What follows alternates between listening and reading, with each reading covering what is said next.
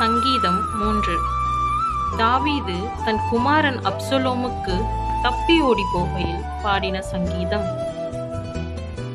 கர்த்தாவே, என் சத்துருக்கள் எவ்வளவாய் பெருகியிருக்கிறார்கள், எனக்கு விரோதமாய் எழும்புகிறவர்கள் அநேகர். தேவனிடத்தில் அவனுக்கு இரட்சிப்பு இல்லை என்று என் ஆத்துமாவை குறித்து சொல்லுகிறவர்கள் அநேகராயிருக்கிறார்கள்.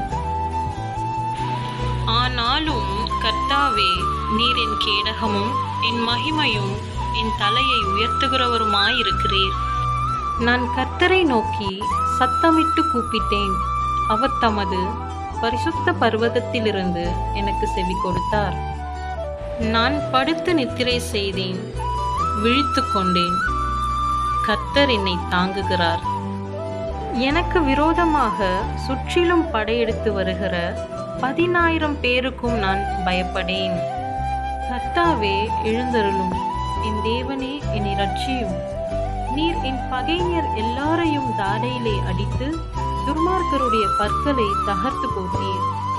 இரட்சிப்பு கர்த்தருடையது. தேவரீருடைய ஆசீர்வாதம் உம்முடைய ஜனத்தின் மேல் இருப்பதாக.